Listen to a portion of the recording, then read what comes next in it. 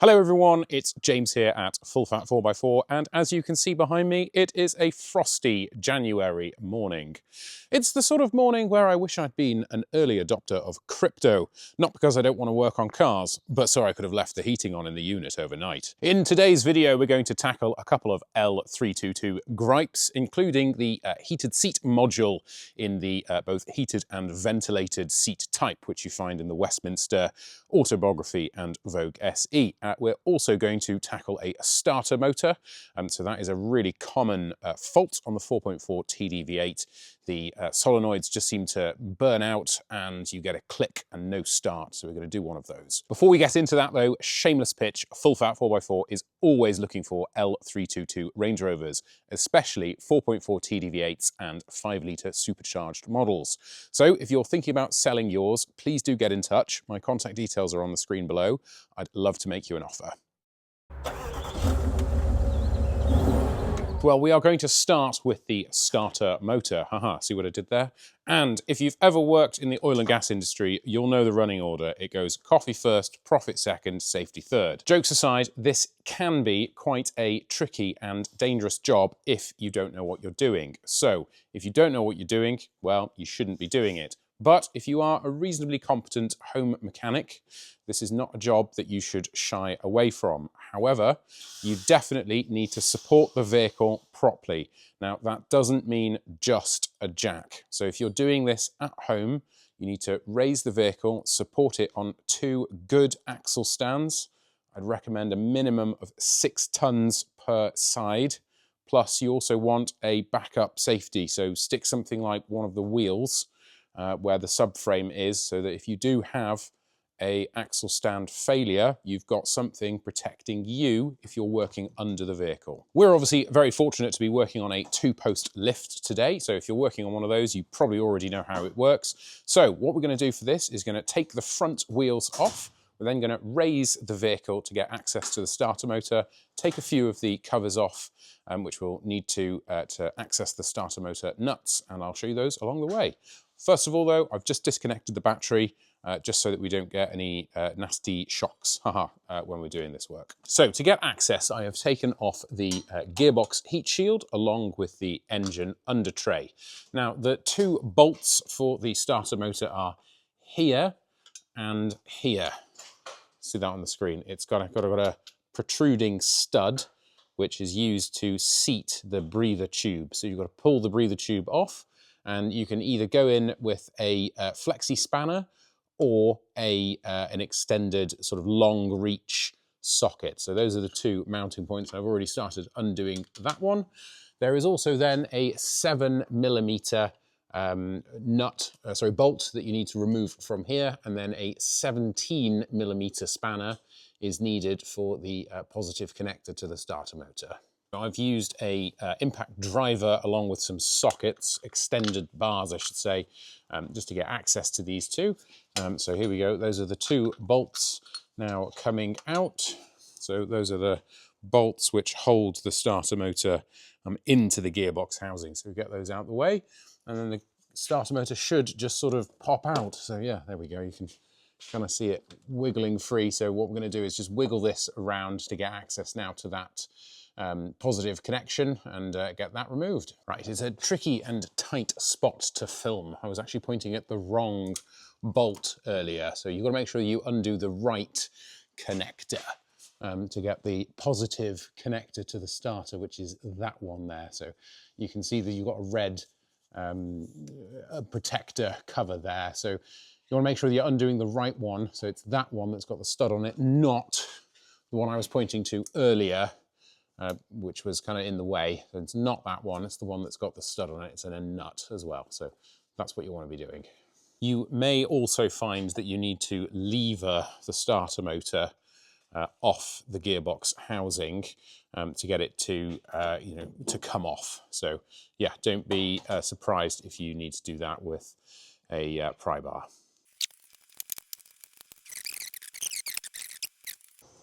Right, now the starter motor is now disconnected fully from the vehicle, so both the live cable and also the solenoid cable Now, the workshop manual does actually call for this to come down through this hole, and there seems to be quite a lot of debate about which way is easiest to manipulate the starter motor out of the gap. Now, we are going to try this method today, see if we can get it to work.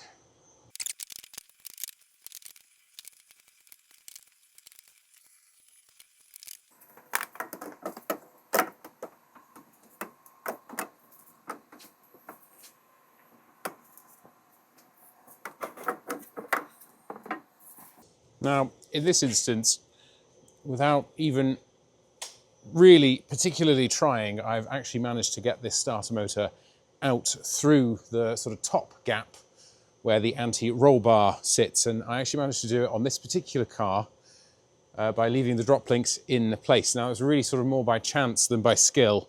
Normally, you would have to remove the drop links. However, the bushers on the track control arms of this car are actually quite badly worn. So I think the suspension is drooping a little bit more than I would expect. So we will be changing the track control arms on this car as well. But yeah, starter motor is out. When I put this on the bench, I will just do a quick recap of kind of where that's come in and where it's gone out to. The workshop manual calls for the removal of the starter motor through this gap in the subframe. And you have to orient it in a very specific way in order for it to come through, and it is not that easy. In the past, we have, by design, taken off the anti-roll bar links, and then both sides, that is, and then used some webbing to basically pull the anti-roll bar down, lash it onto the track control arms, force it down, and that creates quite a big gap here, and that's normally enough to get the starter motor in and out of.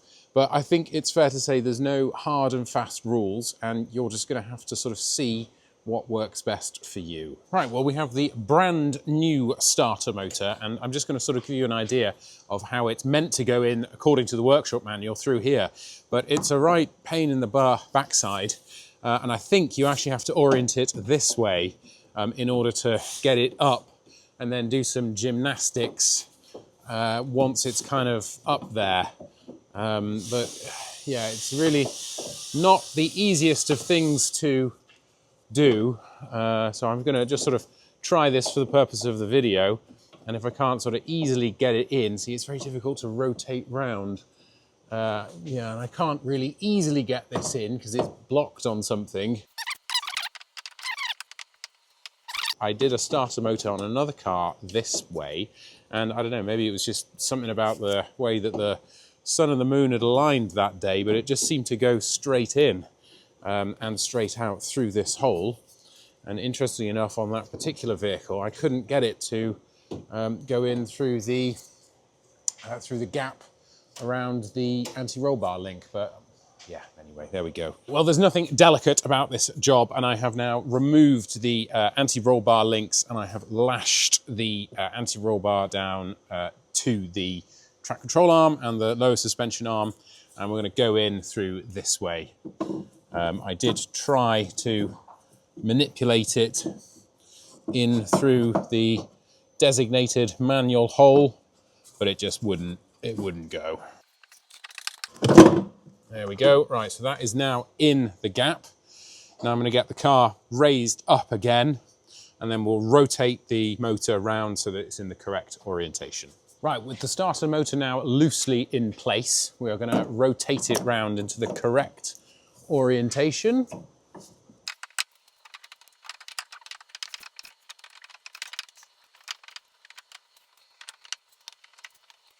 Okay, there we go. That is now the correct orientation. And from here, I'm going to start putting the positive feed onto the motor before jimmying it back into position into the gearbox housing.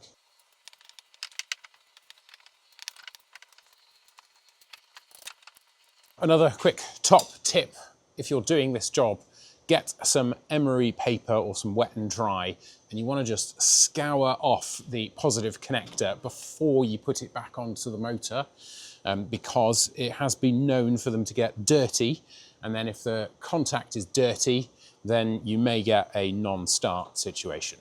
Or alternatively, you could use a wire brush tool, which is what I'm doing now.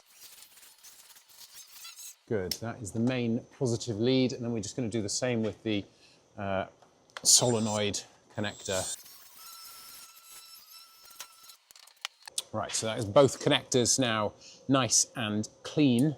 So we should have good continuity across all of the connections. Right, we're going to now locate the positive. So it's just sort of loosely located. Get the new nut and washer, get that on finger tight. And then get the 17mm spanner on it.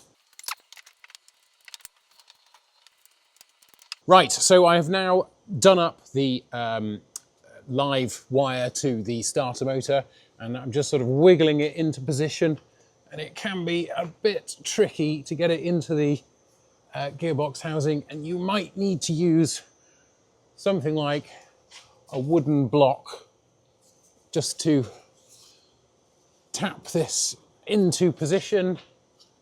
Is she gonna go? Yeah, I think we're gonna just get the old tap, tap, tappity multi-purpose beating stick here. There we go.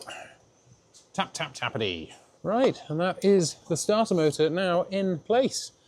So I'm just going to get a couple of, well, get the two securing bolts now in position, just to hold it in place before I attach the solenoid starter piece and also the breather tube.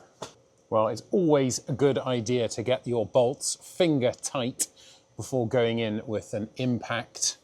So that's just what I'm doing here, making sure that they are nicely threaded in. Yeah, good. Right, I'm going to get the impact now. Quick reminder, this is going into aluminium, so gently, gently. You don't want to be ramming it tight with your impact. So we'll use the deep socket for the top one. Get a couple of duggers there. That's done most of the threading. By feel is you tighten it enough until it just loosens off a thread, and then you back it off a quarter turn and leave it for the night shift. Okay, now I'm just going to reconnect the 7mm bolt and the breather tube, and job's a good one. I hope you have found this 4.4 TDV8 starter motor replacement helpful. I'm now back at the house picking up my cheap 3.6 TDV8, and I'm going to swap out the Peltier unit on the seat back of the driver's seat. It's a really common thing for Vogue SE Range Rovers and Westminster Range Rovers, and also the autobiography Range Rovers, for the heated seats in the front to stop working. Now, the heated seats on those models of Range Rover are both heated and ventilated. Now, to achieve that effect, and when I say ventilated, some people say, oh, that's heated and cooled. To achieve that effect, the thing that does that is called a Peltier unit. Now, this is quite a clever piece of technology, and it's basically a little module which sits sort of in the seat, which I'll show you a bit later.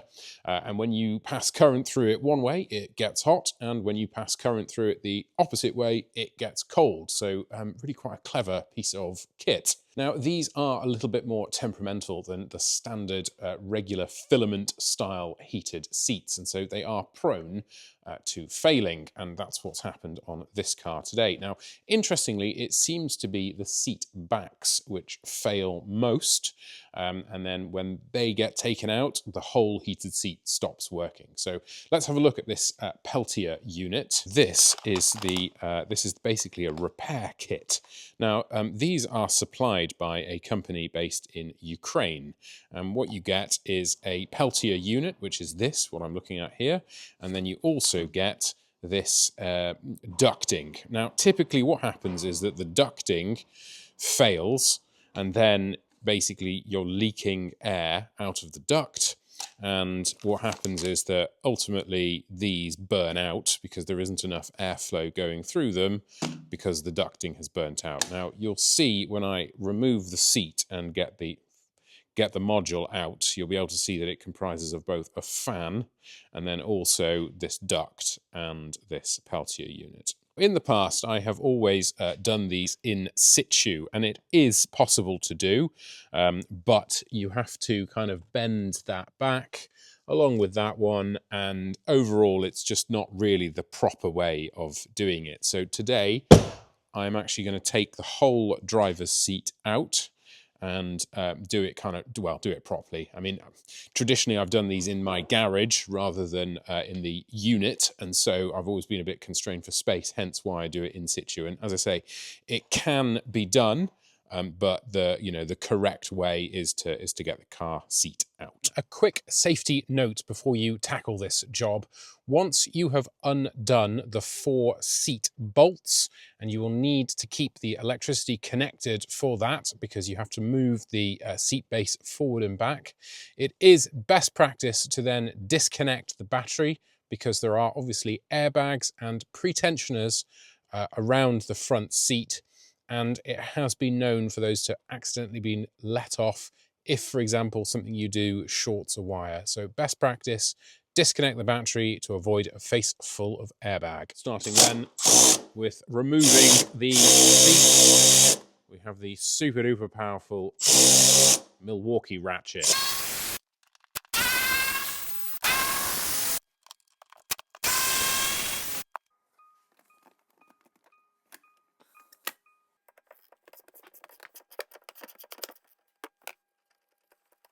Okay, that is now the 3 connectors disconnected from those connector blocks, so we can take the entire driver's seat out. So that really didn't take more than about 15 minutes to do the bolts and connectors and get to this stage. And no doubt when you do this job, you will also find lots of crud down by the side where the driver's seat was. So have your vacuum cleaner to hand.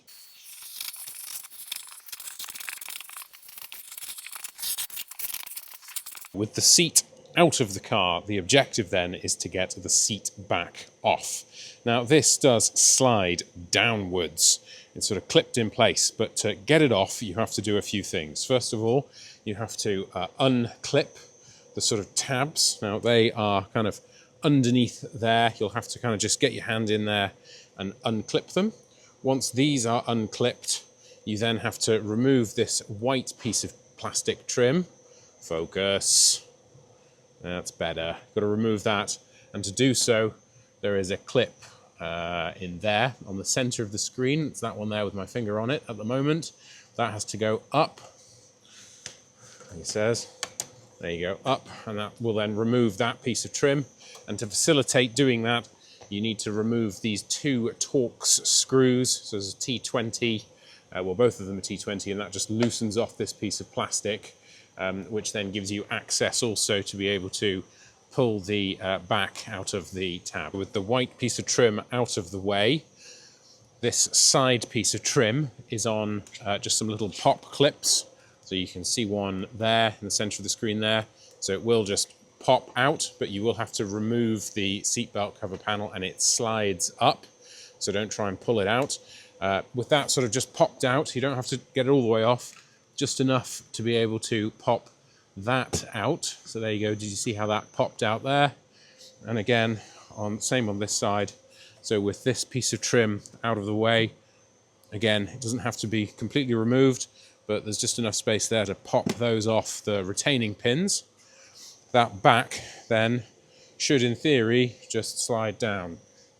Yeah, there you go. See how it's kind of gone down. There we go. And now it's sort of clipped off. So there you go. Once you remove those off the pins, they do tend to get in the way. This will just sort of come away, he says. There you go. And that's the seat back off. This is the offending article, and thankfully this one perfectly illustrates my point about how the ducting cracks. So basically there is a fan here, and what that does is it brings air in through the ducting, through the Peltier unit, which then goes through the vents in the seat to give both cooling and heating. And obviously there isn't going to be any air flowing through the Peltier unit because that duct is completely cracked. So I haven't staged that, honest, that's how I found it. And what that means is that this will have burnt out because there's just not sufficient air going through it to allow it to cool, because ultimately this is a heating unit, and eventually if it has too much heat going through, it'll get too hot and then fry. What we're going to do is just remove these bits of sort of fabric. They're clipped on, they kind of push up. It's quite difficult to do one-handed while filming, but we're going to remove those, and that will then give us access to remove this entire module. So it unclips here, these sort of pop out, we can get the whole module out, and then disassemble that and replace the Peltier unit. Okay, I've now disconnected these sort of flappy, fabric-y bits. There's also a pop clip on the bottom of that one, so decent trim remover tool needed, and also a sort of pop clip there, which comes out of there.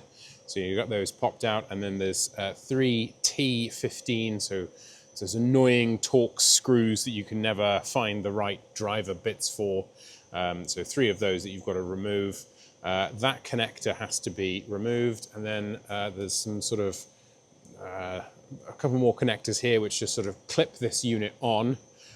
So you've got to get your thumb in there on both sides to pull that one out. I don't know if you can see that, but that's kind of, yeah, it's a bit awkward doing it one-handed, but that will now come out. It's kind of popped out. I've now got the entire module removed. So what I'm talking about there is there's the fan, which sits in there, a filter unit, ducting going into the Peltier unit, which is connected in through some wiring, and it looks like that. Now, if you're doing this for the first time, I would definitely recommend taking some pictures of the wiring layout, because it can be a little bit confusing. Now, there's various ways to skin a cat, as they say, and some people will take this and they will basically cut the wires from here and then solder at the wire. Now, I don't really like doing that because I don't believe that solder is meant to form a mechanical connection. So my way of doing it, I use these 4-way block connectors and the correct clamps, pins, you know, that kind of thing, and also a connector tool. So I think that's a better way of doing it than soldering wires together, because, well, that just isn't right, is it? Right, we now get to possibly what is the most infuriating part of this job if you haven't got the right tools. So the first time I did this job, I did not have the correct T6 bit to remove these 4 screws, which hold the kind of heater, the Peltier unit inside the casing. I didn't have this T6 bit, and so what I ended up doing was using a slotting disc, tiny slotting disc, and basically removing the screws with a flathead, which was not my finest hour. But we've moved on since then and have T6 bits available to hand for this particular part of the job. Tiny Torx screws now removed, and voila. Okay, you've now got access to the Peltier module. Now, a couple of things to note. You've got this bit of kind of foam, which will need to be reused, so keep hold of that, and also note its orientation. So just sort of note how it sits in, and the camera contrast isn't the best at the moment, but you'll see that it kind of curves downwards. So take note of the orientation. Okay, that has now been removed. It was actually slightly melted onto the Peltier unit, and then this has now come off. And again, now really note the wire orientation. So you've got 2 greens, a blue and a yellow, and you just got to note the orientation. So hopefully this video will help with your reassembly in terms of which way round the Peltier unit sits in. So as you're looking at the screen, it's the blue one closest to this big connector, and then the yellow one closest to the wire which goes down to the fan. So what I'm now going to do is cut off the old Peltier unit, so point of no return here, and snip. So that one can go in the bin. Sayonara, see you later. And now we're going to fit the new module, which is here. Another top tip when you're doing this job. Now, these green wires, I'm fairly sure, are the sort of earth return wires, and I don't think it actually matters which way round you connect them. However, in an effort to avoid having to do the job twice, it's worth just marking with some electrical tape before cutting the wire so that you can match the correct green wire to the correct green wire.